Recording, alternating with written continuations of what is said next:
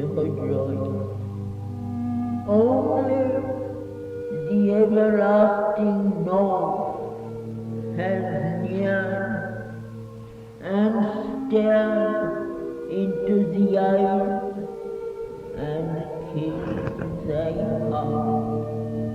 But where is the lover's everlasting yes, and immortality in the secret heart, the voice that chants to the Creator far, the symbol, oh, the great ascending word.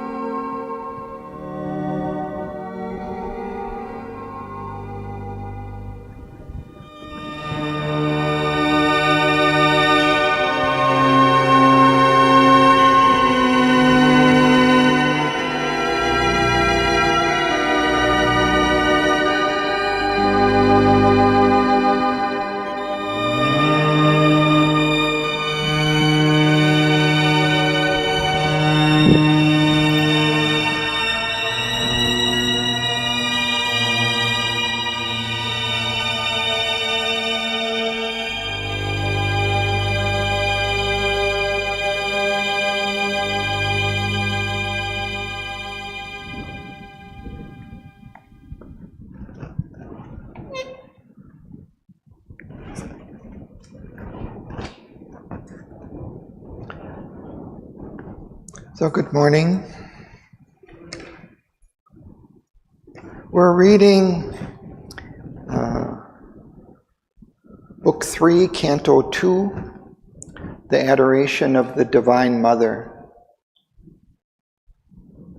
So we're at 310 at the beginning of the canto. We went through it once and now we'll go through again in more detail.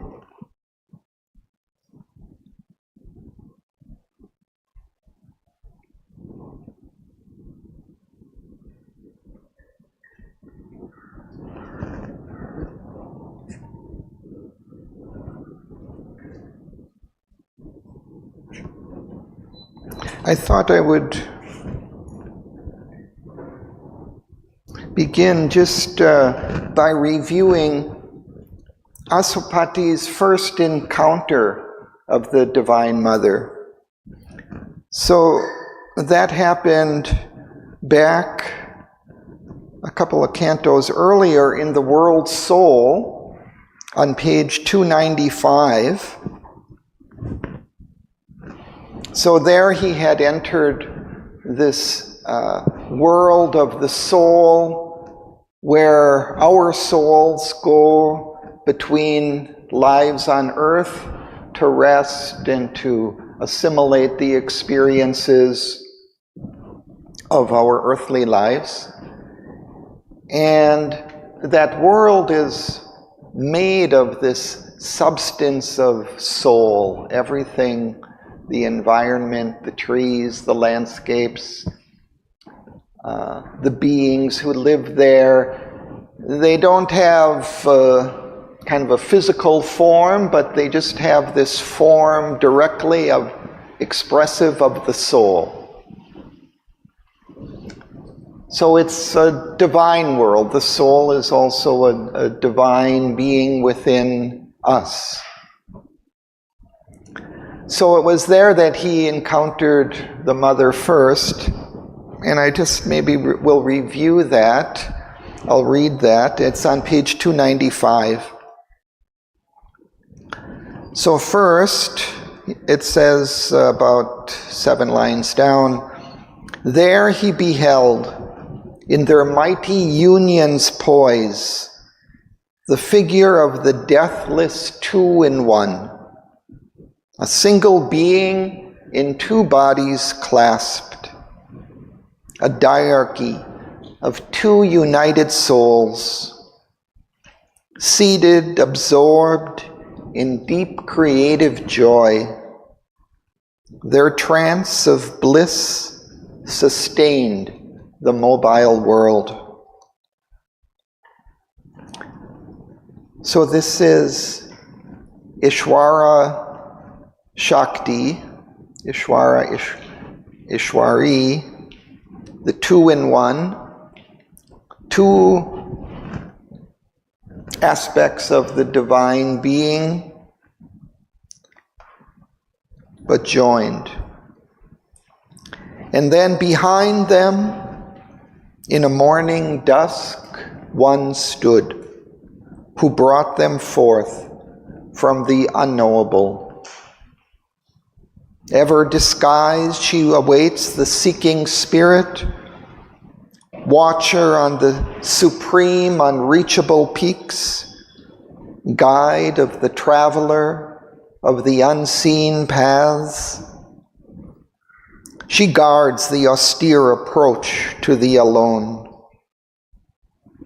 At the beginning of each far-spread plain, pervading with her power the cosmic suns, she reigns, inspirer of its multiple works, and thinker of the symbol of its scene. Above them all, she stands, supporting all, the sole omnipotent goddess, ever veiled, of whom the world is the inscrutable mask. The ages are the footfalls of her tread, their happenings, the figure of her thoughts, and all creation is her endless act.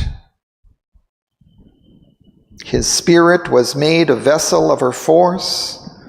Mute in the fathomless passion of his will, he outstretched to her his folded hands of prayer. Then, in a sovereign answer to his heart, a gesture came as of worlds thrown away, and from her raiments lustrous mystery raised, one arm half parted the eternal veil.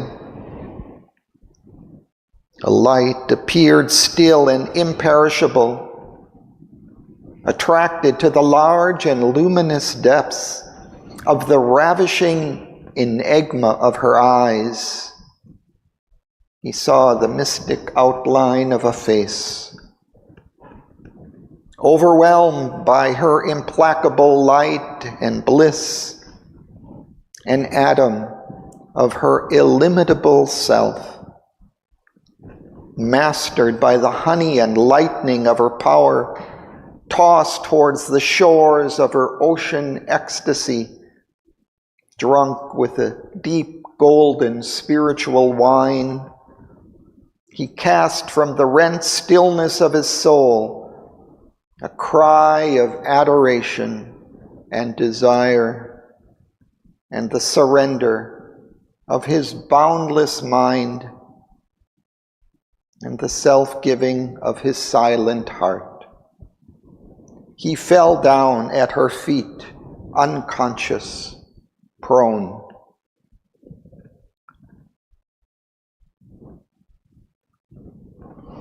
So after that, there's a couple more cantos, and in those, she is kind of in the background or left behind, and he's having other experiences. So in Canto 15, he's approaching he's in the highest realms of the overmind, approaching the supermind, where there is an omniscient knowledge. And in that realm of the peaks of the overmind, he has the cosmic consciousness. He sees the entire cosmic creation from top to bottom. And he has this essentially omniscient knowledge and awareness. At the end of that canto, it says, his finite parts approached their absolutes. His actions framed the movements of the gods. His will took up the reins of cosmic force. So then we came to Book 3, the Book of the Divine Mother. And in the first canto, there is the pursuit of the unknowable. And there too, he's exploring these realms of the transcendent being above the creation. But it's presenting itself to him as an unknowable, as something that cannot be grasped by mind.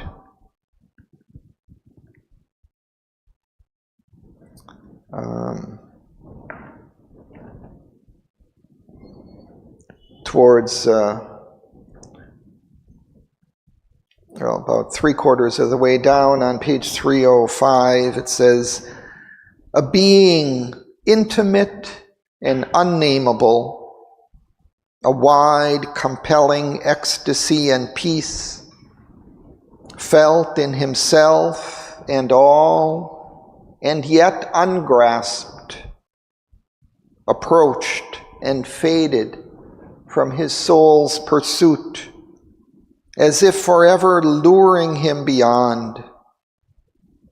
Near it retreated, far it called him still. So this is his experience of this unnameable, unknowable.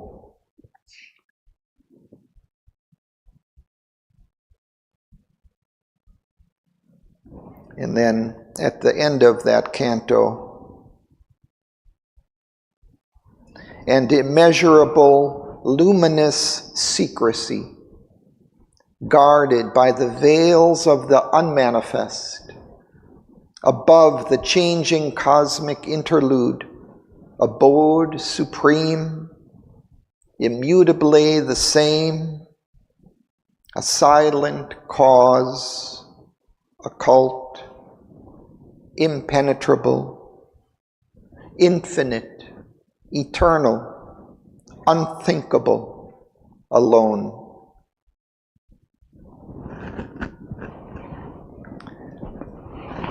And so now we come to the adoration of the Divine Mother.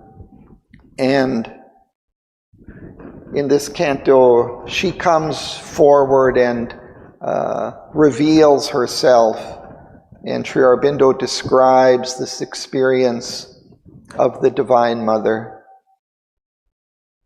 And it's a beautiful canto, and it also expresses in a way the heart and soul of Sri Aurobindo's philosophy and yoga, because the Divine Mother is at the center of that, because she provides the delight, the personality of the divine, and also brings the power of the divine that can change all things.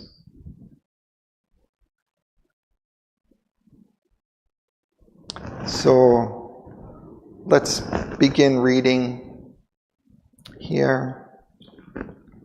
And perhaps Sanjay, you can begin.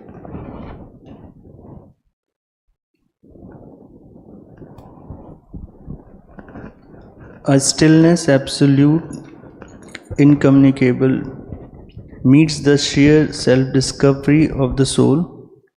A wall of stillness shuts it from the world.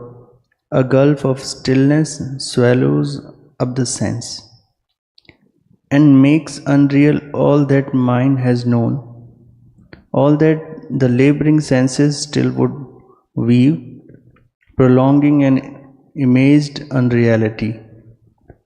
Self's vast spiritual silence occupies space. Only the inconceivable is left. Only the nameless without space and time. Abolished is the burning need of life. Thought falls from us, we cease from joy and grief. The ego is dead, we are freed from being and care. We have done with birth and death and work and fate. O soul, it is too early to rejoice. Thou hast reached the boundless silence of the self. Thou hast leaped into a glad, divine abyss. But where hast thou thrown self's mission and self's power? On what dead bank on the Eternal's road? One was within thee, who was self and world. What hast thou done for his purpose in the stars? Escape brings not the victory and the crown. Thank you. Pause.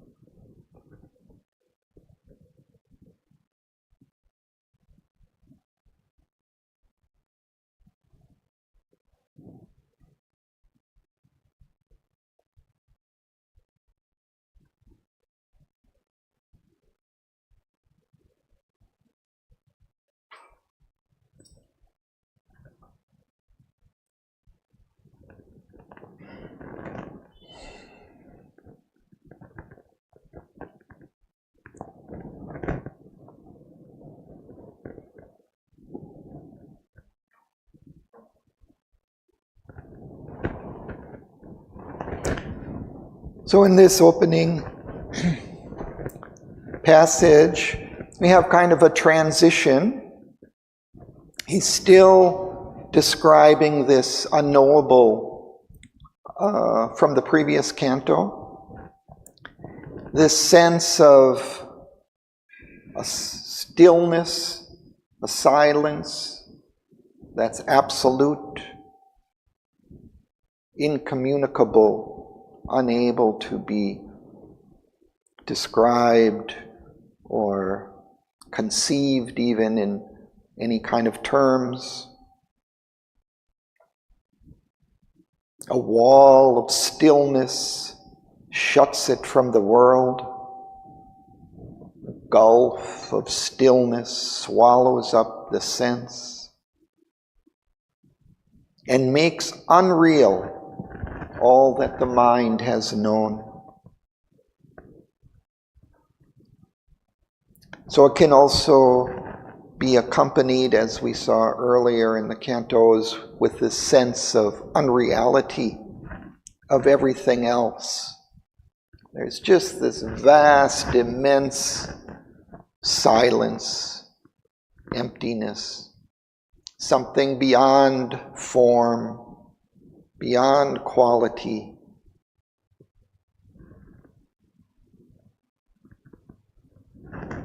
Thought falls from us. We cease from joy and grief. The mind enters into that and falls into silence. There's no more thought, no more perception. All of the emotions, the feelings, all of that becomes silent in that immensity. The ego is dead. Even the sense of ourselves falls away, and there's only that vastness of silence.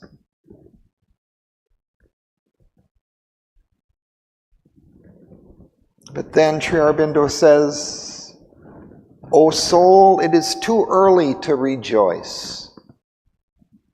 So this is not the final, ultimate experience, which it is for many spiritual traditions. He says, thou hast reached the boundless silence of the self. Thou hast leaped into a glad divine abyss. But where hast thou thrown self's mission and self's power? On what dead bank on the eternal's road?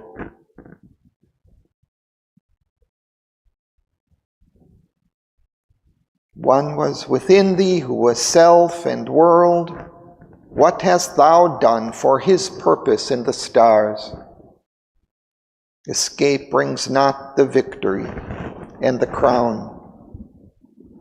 We enter the silence, but the world goes on.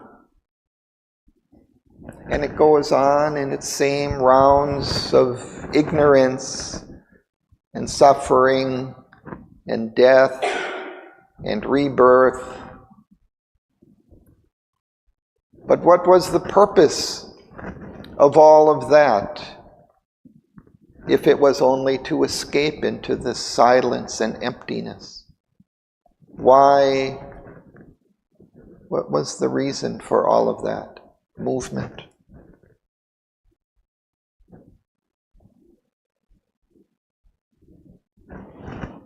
So we'll continue. Rudy, would you like to?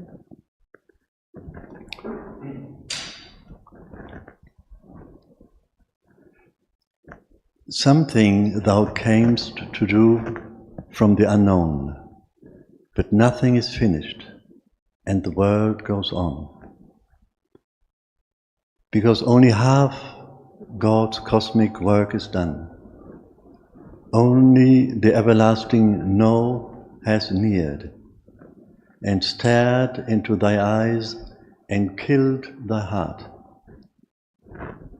But where is the lover's everlasting yes, and immortality in the secret heart, the voice that chants to the Creator fire, the symboled Om, the great assenting word, the bridge between the rapture and the calm, the passion and the beauty of the bride, the chamber where the glorious enemies kiss, the smile that saves, the golden peak of things. This too is truth at the mystic fount of life.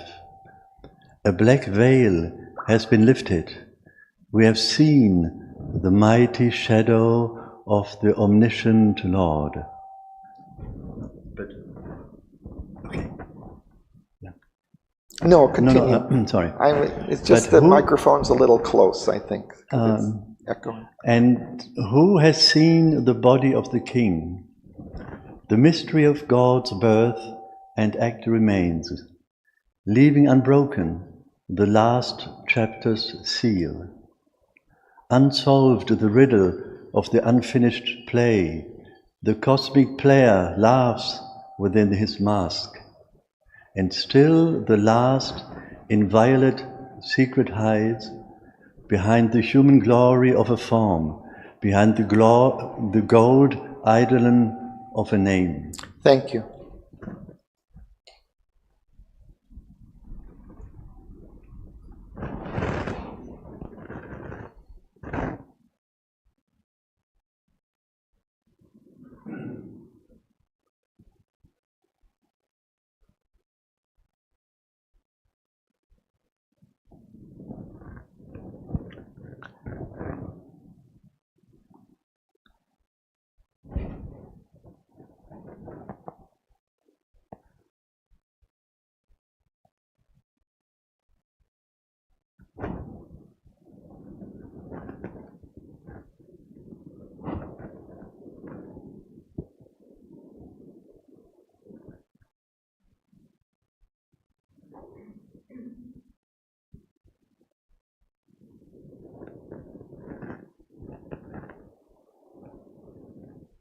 So this passage continues this idea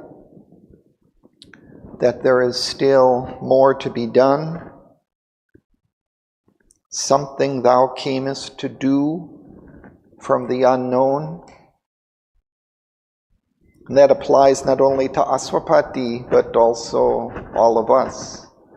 We came into this world, into this manifestation for some purpose. It's not only to come and to get out again into the transcendent. And he was also be more conscious on these two lines. One was the same belief. He was self and word, not only word.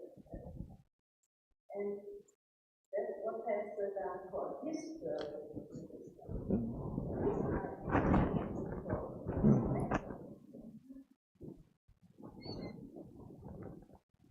Yes.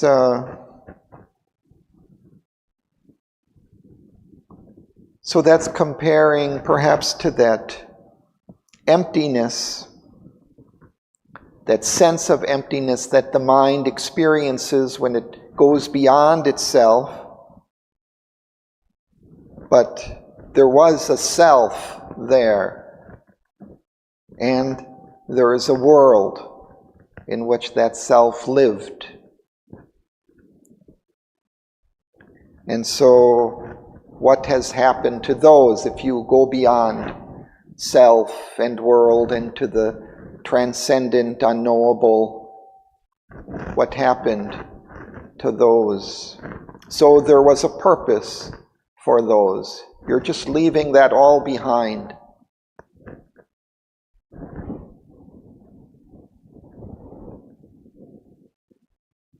And then he describes some of different terms, expressions of this positive aspect of the divine that's been left behind in that experience. But where is the lover's everlasting yes? And immortality in the secret heart, the voice that chants to the Creator fire, the symboled Om, the great assenting word. It's giving affirmation to the creation. The bridge between the rapture and the calm. The passion and the beauty of the bride. The bride, that's the feminine aspect of the divine, but also the feminine aspect is the dynamic aspect, which is the mother and who is the creator and the substance, in effect, of the creation. Question? Why do you say that the chamber, but the glorious enemy? Glorious enemy? Yeah, I think perhaps the dualities.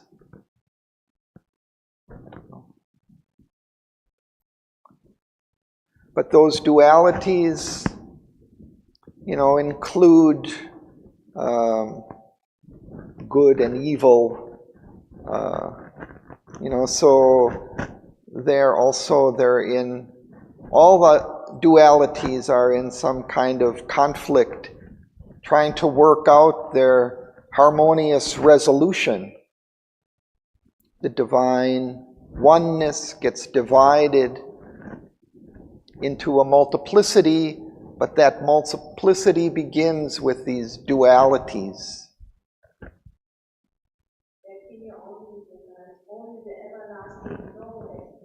Yeah.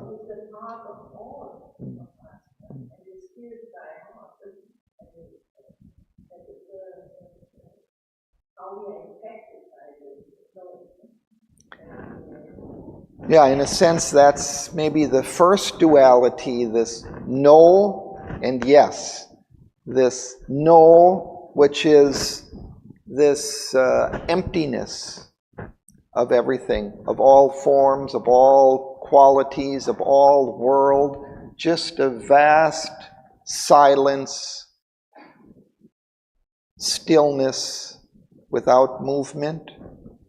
That's the everlasting no, and the everlasting yes is all the movement of creation.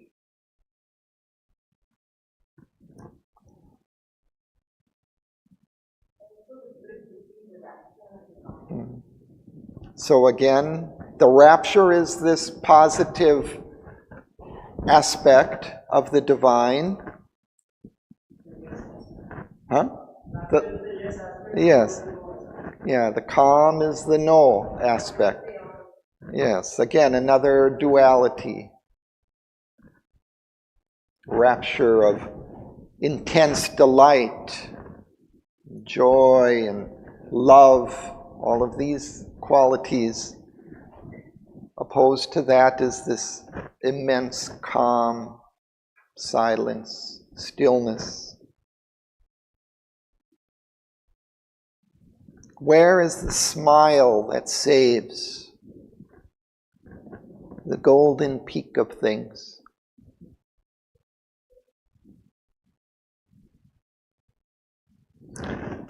It perhaps reminds us a little of the mother of the ashram. Here, her wonderful smile that she would sometimes be beaming, and also bringing that absolute maternal quality, the love of the Divine Mother, who saves, who upholds,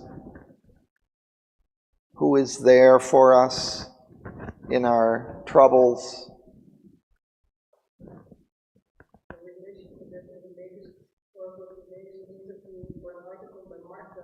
The oldest daughter of Piero and Gloria. And she remembered sitting on mother's lap, drawing an animal with something in the leaf, and mother is laughing out so loud. It's so sweet.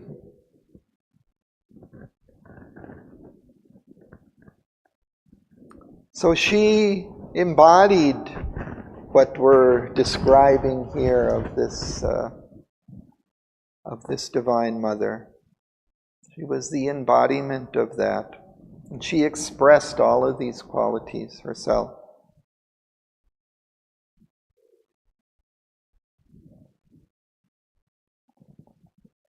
A black veil has been lifted. We have seen the mighty shadow of the omniscient Lord. So there, it's the shadow of the world, of the darkened world of ignorance. That has been lifted, and we've entered into the oneness, the silence, the calm, the peace. That has been lifted. And we've seen a mighty shadow of the omniscient Lord.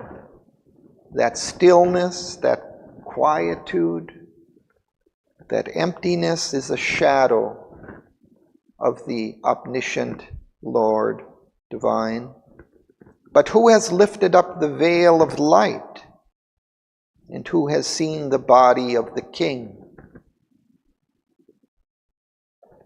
That emptiness, that quietude, that stillness is another veil, a veil of light behind which stands the body of the King, the personal aspect of the divine being. The mystery of God's birth and acts remains, leaving unbroken the last chapter's seal, unsolved the riddle of the unfinished play. That unfinished play of our world, of our evolution, of the play of existence here. The cosmic player laughs within his mask. And still the last inviolate secret hides. Inviolate means intact, unviolated. That secret remains, hides, behind the human glory of a form, behind the gold eidolon of a name.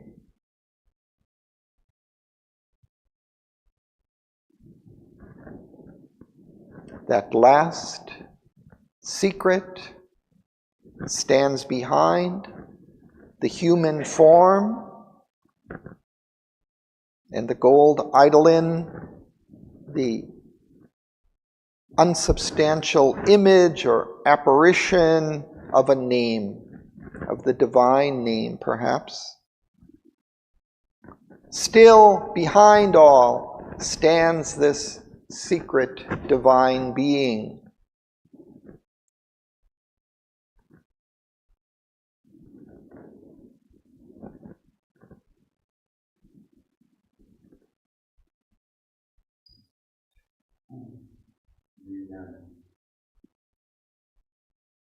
The mystery of God's word, the mystery of God's word.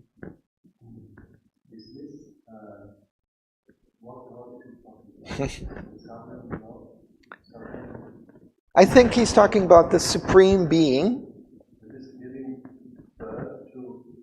Well, it could be a couple of different meanings here, but one might be what you're kind of suggesting to me is the birth of the avatar. Also, that birth of a divine being, of the divine being in a human form. He talks behind the human glory of a form. So he may also be speaking of the avatar and the embodiment of the Divine Mother coming, but also, in a sense, God is also born as the universe, or he takes form in the creation. So that's more the cosmic aspect of it.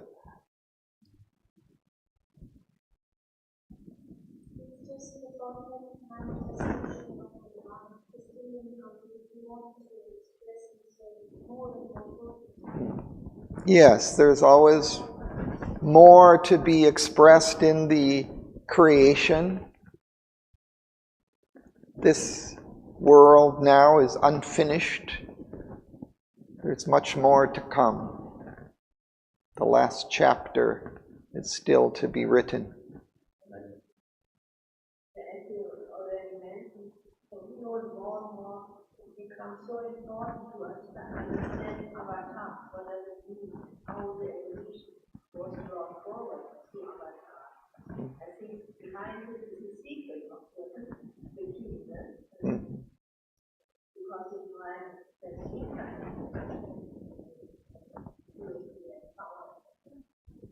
The special incarnation for evolution. Why do you say you need to be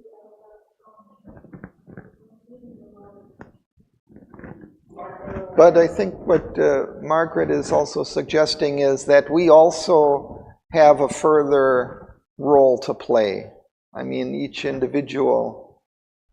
What I understand is, if I can say two lines, what I understand is because it's a mystery which remains, we cannot know that with our limited industries. So we cannot imagine or know what is happening. So the mystery of the God birth and act remains. That is the actual message here. It's a mystery and it will always remain. We cannot never understand. Because we have a limited mind, we have a limited intelligence. Unsolved the review of an unfinished play. The cosmic player laughs within his mask. He is laughing. He might be laughing, but he cannot laugh. We don't know. We can never know. Okay, I think that's true in a sense, but he's referring back to that experience of the unknowable and of the stillness. So there, in that experience, the mystery remains of the birth of God, His embodiment, His form, His delight, all of that is remaining. But nevertheless, He carries within Himself this mystery, this unending something which can never be fully manifested in a sense. So I think in that sense you're right. But we can know only when we are conscious of our own divine and that is the work. Yeah. So that the mind will not understand that it's not you until you are conscious that At the same time, we can sort of understand something through her, because she is the bridge between the rapture and the calm. So actually, by surrendering to her fully, somehow she can reconcile these two aspects of the creation and the unmanifest mystery. She stands between them. And it is also very special that the mother also is an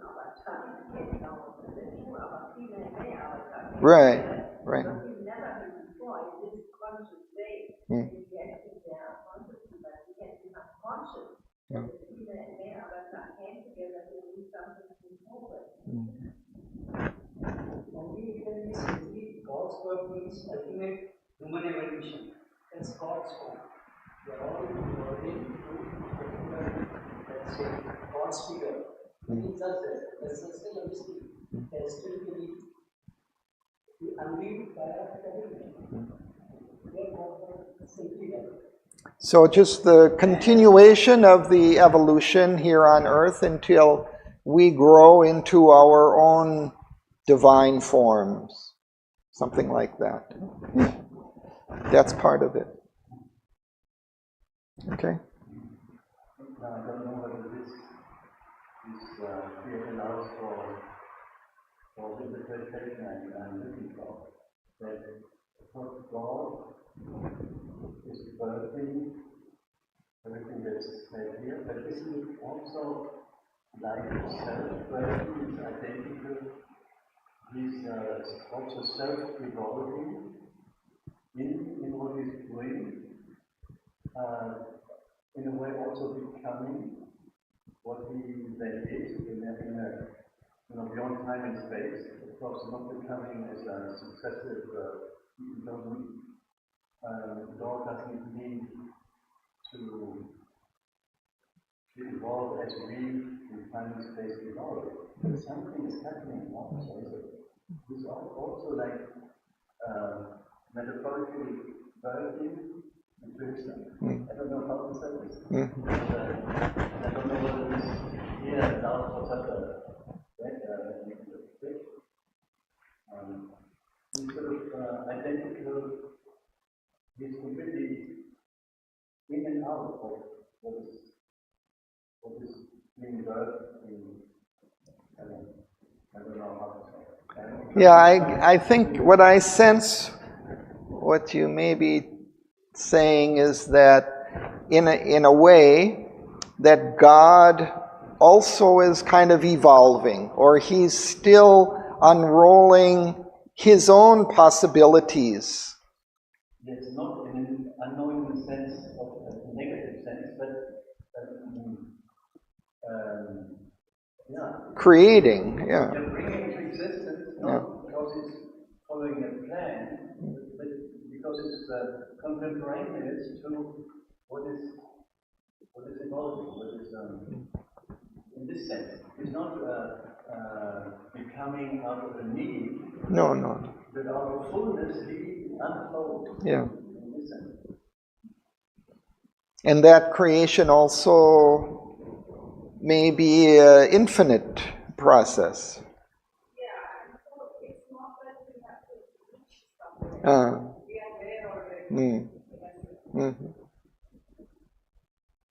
Another way to explore it, spread it out, as we said, and which reminds me that the mother said, I have so many insights already. I mean, this learning and progressing aspect is always there in everyone. Okay, let's move on. Tinaka, you can. A large white line has figured as a goal, but far beyond, the ineffable sum-tracks blaze.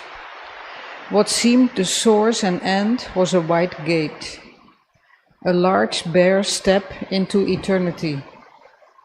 An eye has opened upon timelessness.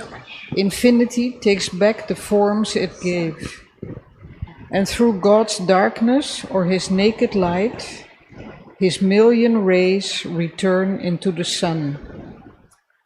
There is a zero sign of the Supreme. Nature left nude and still uncovers God. But in her grandiose nothingness, all is there. When her strong garbs are torn away from us, the soul's ignorance is slain, but not the soul. The zero covers an immortal face. A high and blank negation is not all. A huge extinction is not God's last word. Life's ultimate sense, the close of being's course, the meaning of this great mysterious world. In absolute silence sleeps an absolute power. Awaking, it can wake the trance-bound soul. And in the ray, reveal the parent sun. It can make the world a vessel of spirit's force. It can fashion in the clay God's perfect shape. To free the self is but one radiant pace. Here to fulfill himself was God's desire. Thank you.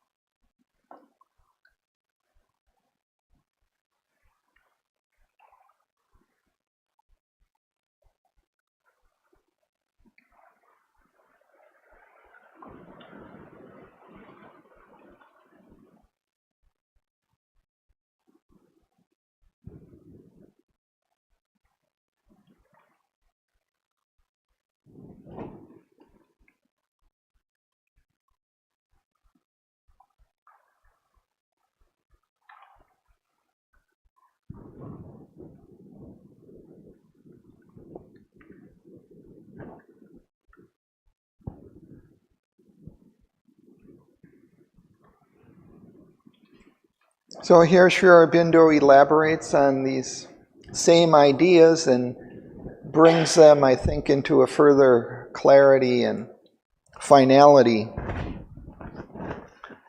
Again, he's comparing that experience of the unknowable as a silence, a calm, a stillness, an emptiness, with the positive qualities of the divine, with its joy and delight and knowledge and dynamism.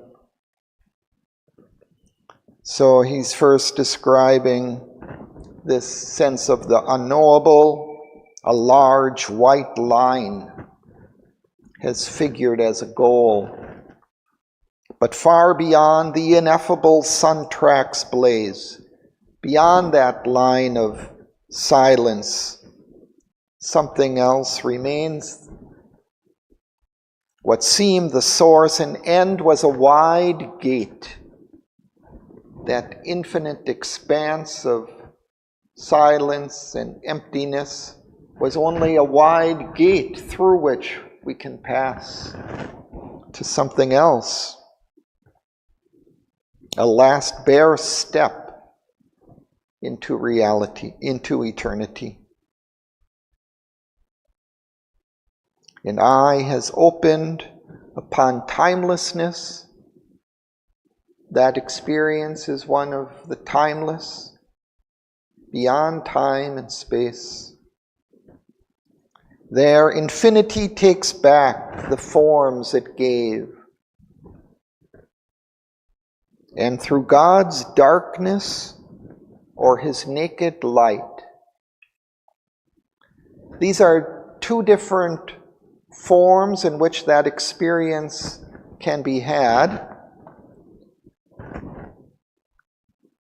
God's darkness as a complete emptiness or void, or His naked light as just an absolute light, maybe sense of absolute knowledge, delight, infinite existence, pure.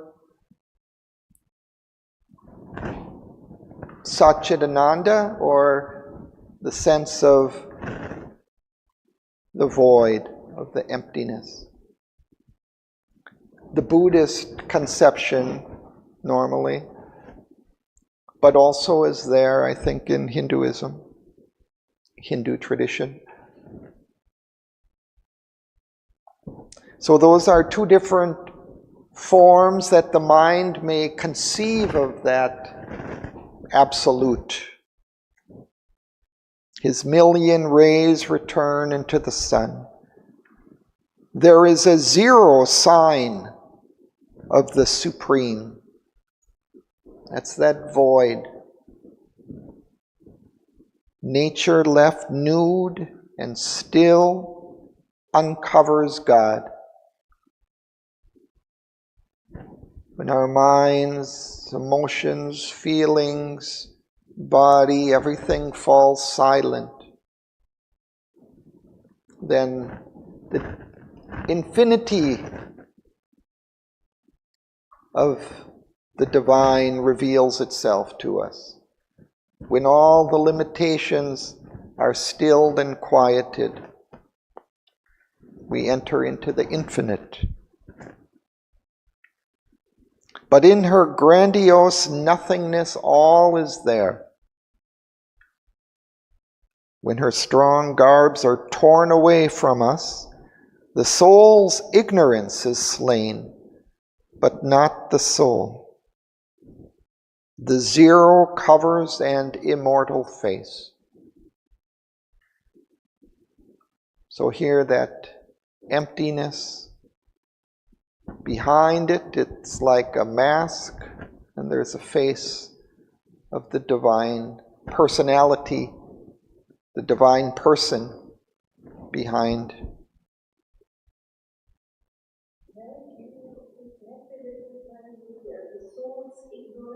Hmm?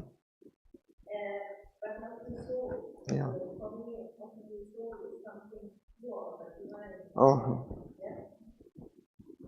Well, it is pure, but that's why that soul can persist.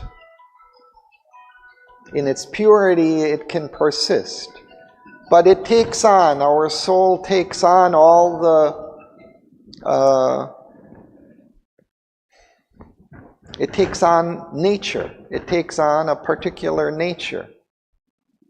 The soul comes down into the manifestation, and it assumes our mental, vital, physical nature here, and is here to move that, evolve that towards their higher possibilities and to their divine fulfillment. But when all of that nature is stilled, that soul persists. That's what he's saying.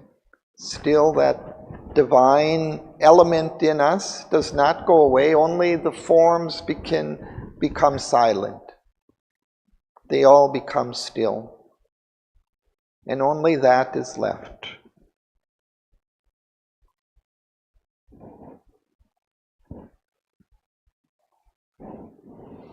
So, and again, he's bringing this into the sense of the world purpose. A huge extinction is not God's last word. Life's ultimate sense, the close of being's course, the meaning of this great mysterious world.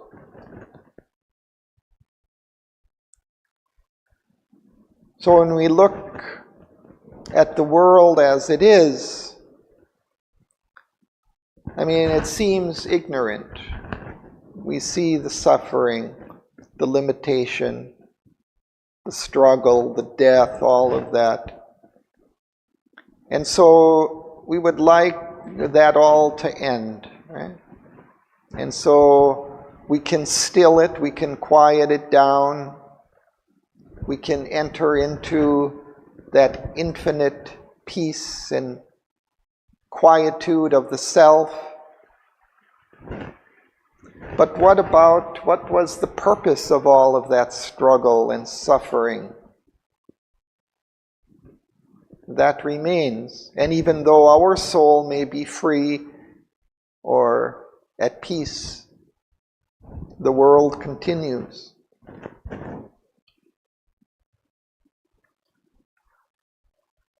So here he says, in that absolute silence sleeps an absolute power. A waking.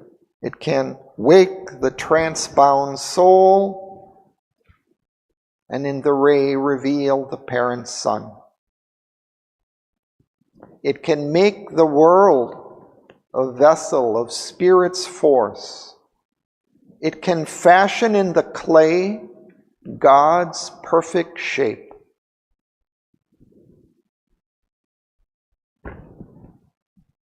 It can create the divine life here in matter.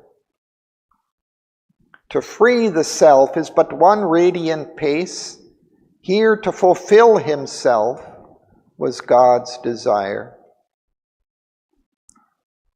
So that in abstract terms is the purpose, but for God to fulfill himself here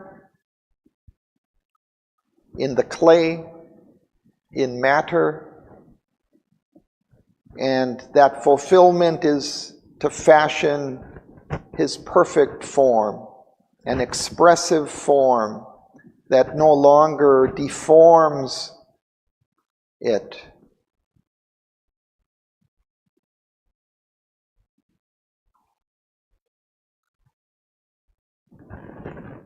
So we'll continue.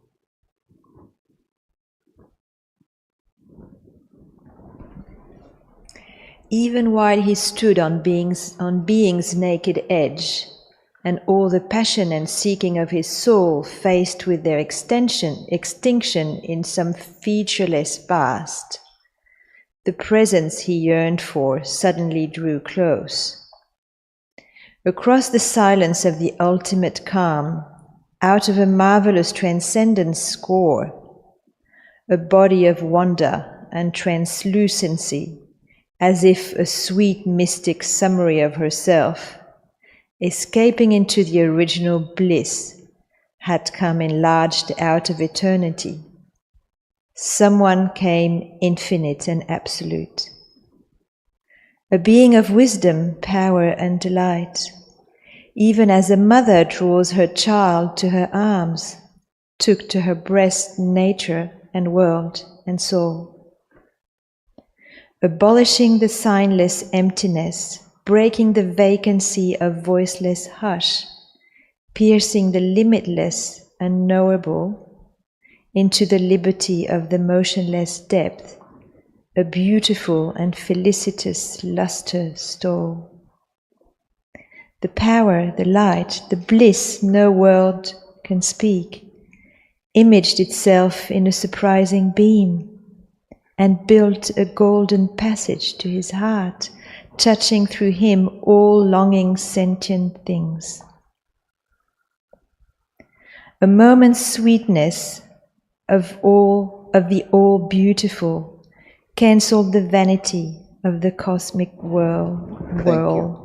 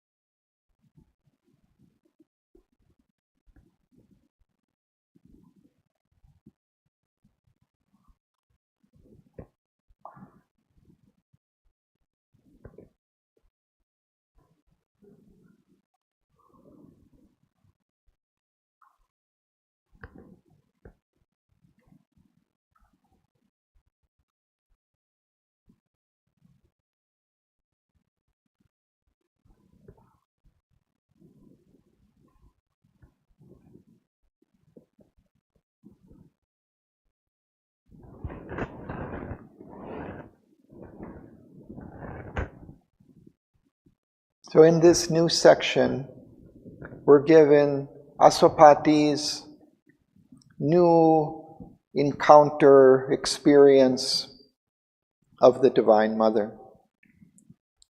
And it begins, he's on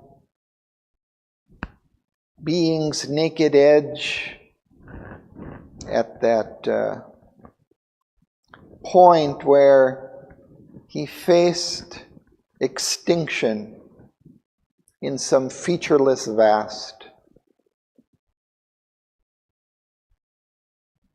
Sometimes they speak of the Buddha on the threshold of nirvana, and then he looks back and returns out of his compassion for all the beings left behind. Something like that may be experienced by Aswapati here, but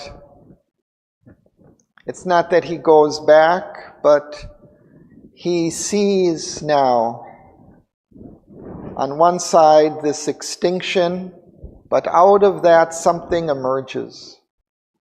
The presence he yearned for suddenly drew close. So we've been told in the previous passages that behind that silence and stillness there is this divine being. Now she steps forward across the silence of the ultimate calm, out of a marvelous transcendence core, a body of wonder and translucency, as if a sweet mystic summary of herself, escaping into the original bliss, had come enlarged out of eternity. Someone came, infinite and absolute.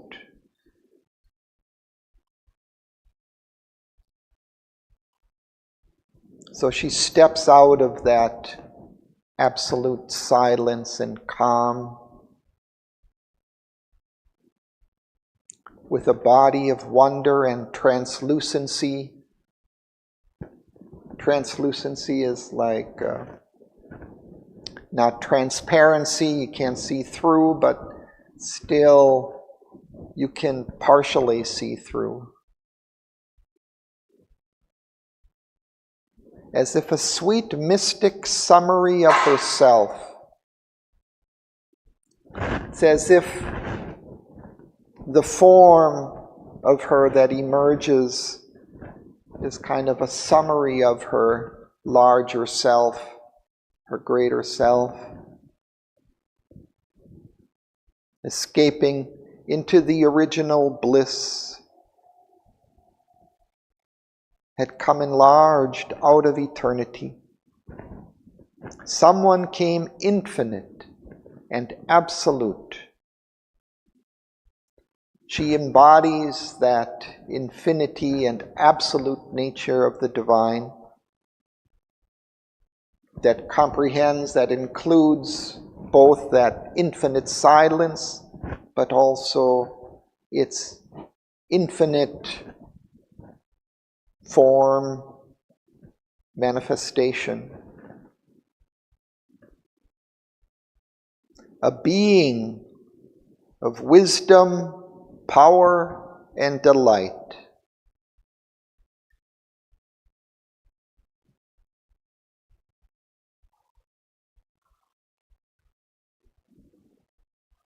Even as a mother draws her child to her arms, took to her breast nature and world and soul.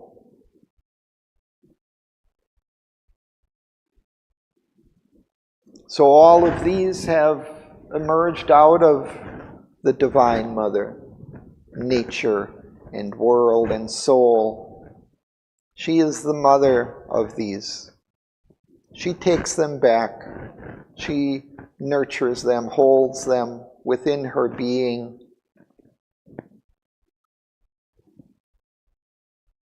Abolishing the signless emptiness, breaking the vacancy and voiceless hush, piercing the limitless, unknowable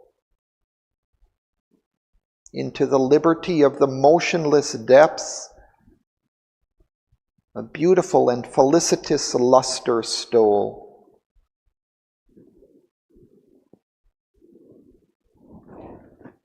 So this beauty and intense delight comes into that emptiness as a light.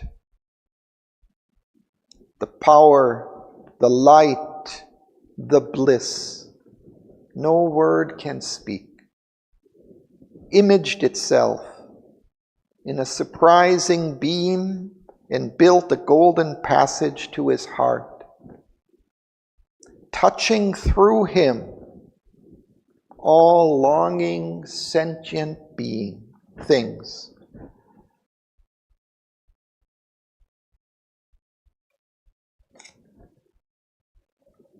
So she comes to him, but through him she comes to all. A moment's sweetness of the all-beautiful canceled the vanity of the cosmic world.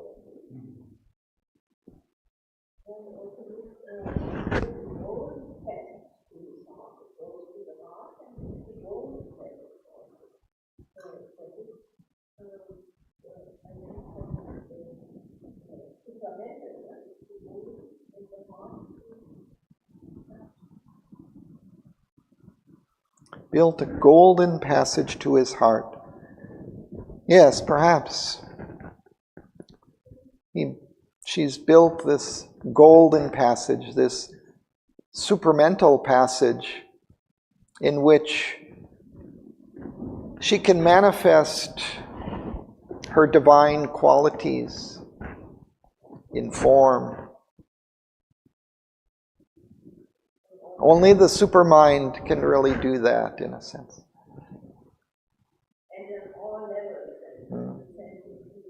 Yeah. Touching through him all longing, sentient beings, all beings who are longing for this. We also have to be searching, looking up, opening ourselves to this higher existence. Can't just keep going round in our customary circle. But that all beautiful form of the Divine Mother, all her delight, it cancels the vanity of the cosmic world.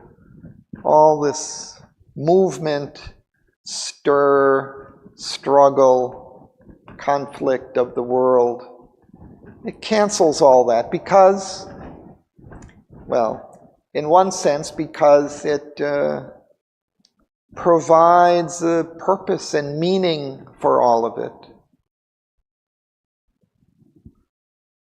But also she fills it. Her presence is there within it. It's no longer just struggle or just suffering. It's a meaningful movement, manifestation, unfolding of the delight that she represents, that she brings with her.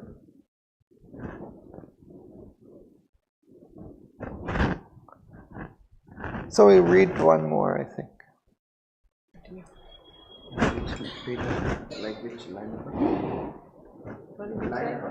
A nature throbbing with a heart divine.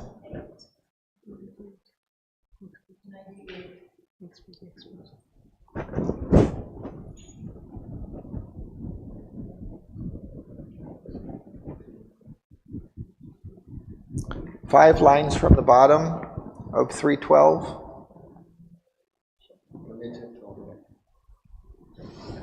A nature throbbing with a heart divine was felt in the unconscious universe. It made the breath a happy mystery, a love that bore the cross of pain with joy. Eudaemonized the sorrow of the world,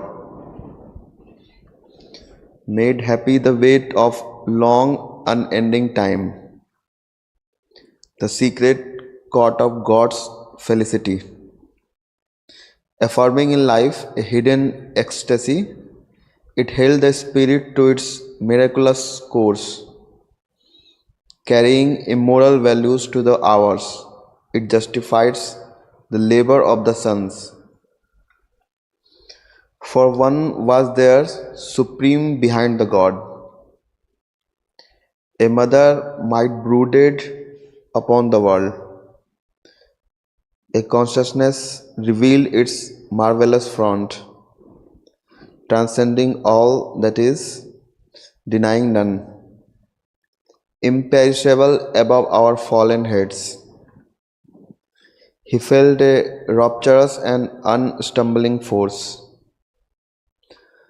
The undying truths appeared, an unduring power of all that there is made and then destroyed. The mother of all godheads and all strengths, who mediatrix binds us to the Supreme. Thank you. Pause there.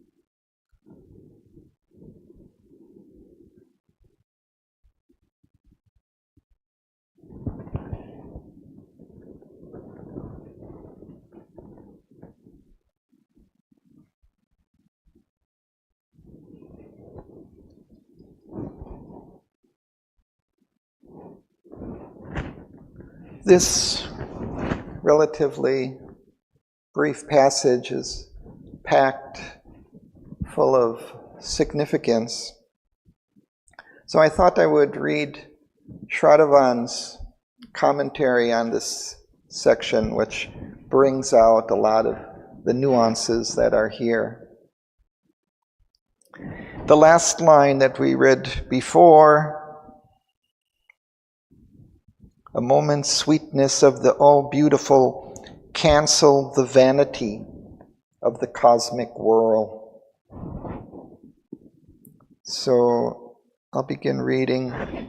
This is from her book, The English of Savitri, which she goes through passage by passage, the entire book. This is volume 2. She says, instead of the vanity of the cosmic whirl, he feels a nature throbbing with a heart divine.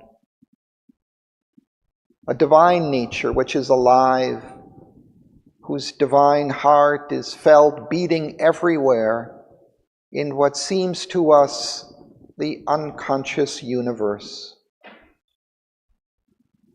When Aswapati experiences the entire universe full of wisdom and power and bliss and throbbing with life, then even breathing, the drawing in and out of the breath, becomes a happy mystery. Because what is being breathed in and out but the breath? Because what is being breathed in and out but the breath of the divine presence? What a blissful experience.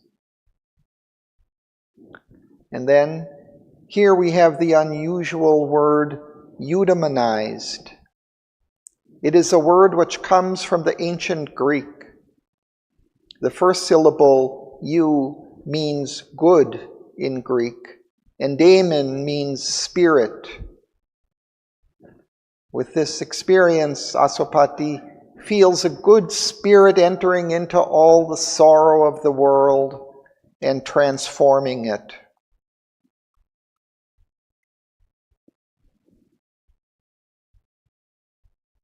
That spirit acts through a love that bore the cross of pain with joy.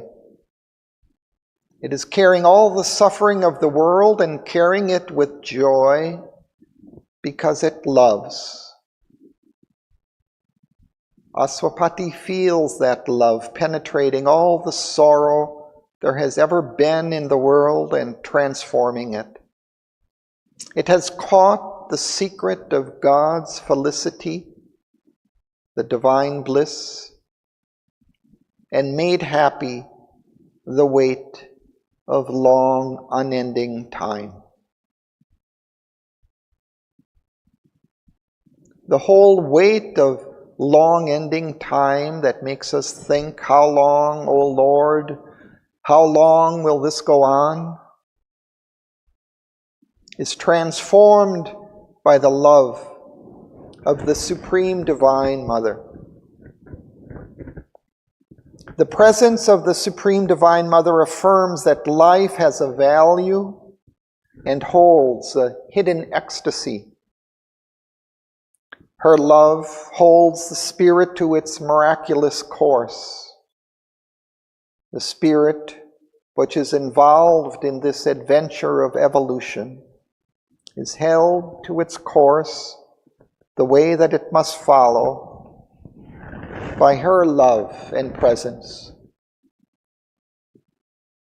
We read in Book 1, Canto 4, that the Mother's breath drives and guides the spirit onward through the whole voyage in time and space to its fulfillment. The presence of the Mother brings immortal values to the hours. Time is measured in seconds and minutes and hours, and sometimes we feel, oh, where is it all going? Is life worthwhile? But now Aswapati experiences that all the movements of time, all the minutes and hours, are part of the divine journey and are filled with the presence of the Divine Mother. Then all the hours have an everlasting value and immortal value that justifies all the labor of the suns. If we look out at this miraculous universe which we live in, we may wonder what use all this immense expenditure of energy serves. As Sri Aurobindo says, it looks like a useless miracle. It does not seem to have any meaning. But now, when Aswapati feels the blissful presence of the Divine Mother carrying everything, guiding everything, pervading and living in everything, he knows that all the labor of all those billions of suns is justified.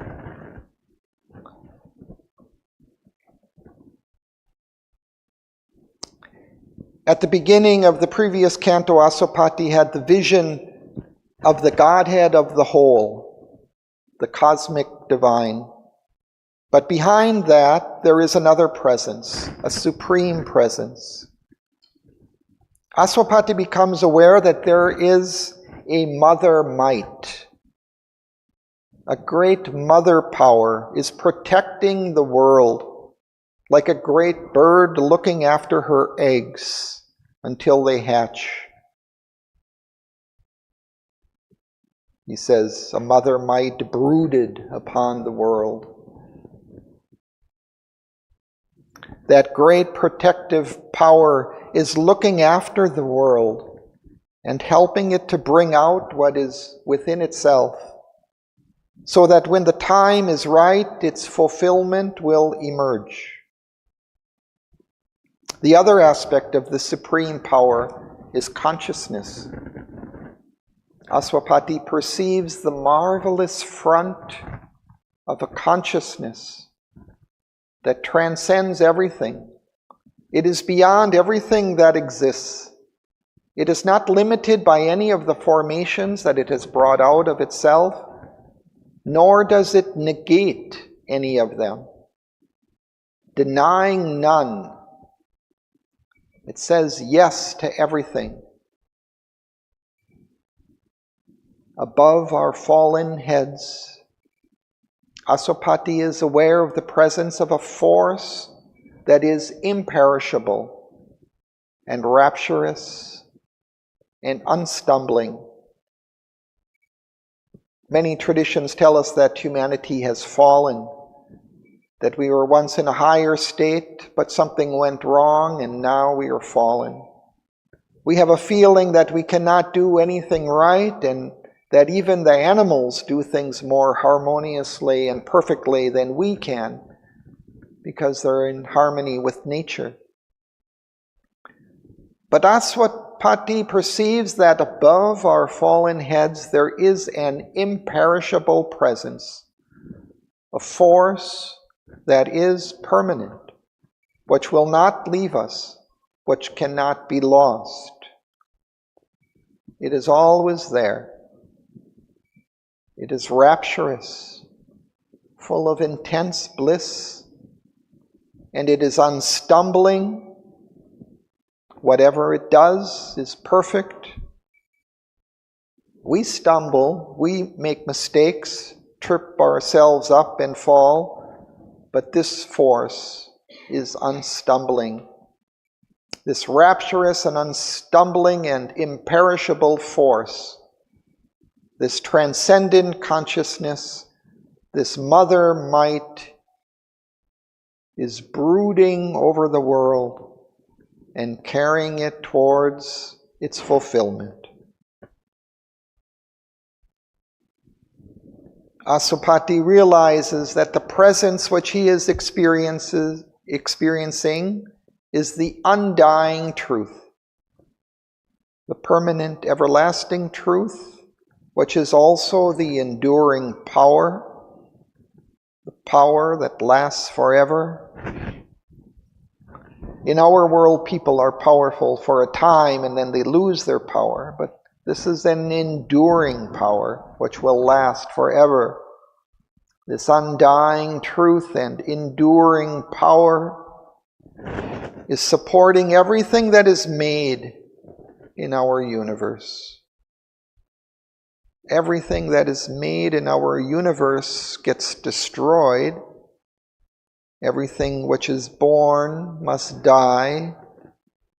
But behind all this creation and destruction is the undying truth and enduring power, which is the mother of all Godheads, of all individualized forms of the divine, and of all strengths. Aswapati realizes that she is the mediatrix who connects this material universe with the Supreme. Mediatrix is the feminine form of the word mediator.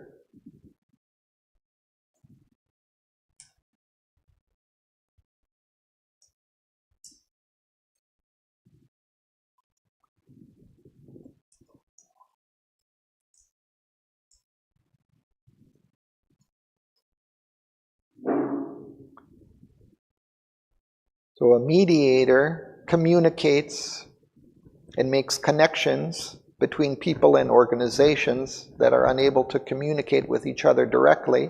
He helps them to understand each other and collaborate. And here it is the mother who binds earth to the Supreme. Through her, all this imperfect world is connected to that transcendent existence, which seems to be beyond our contact or our comprehension, beyond all possibility of communication. For we can always communicate with our mother, the mother of all. So that's Shradavan's commentary on this passage. So we stop there for today.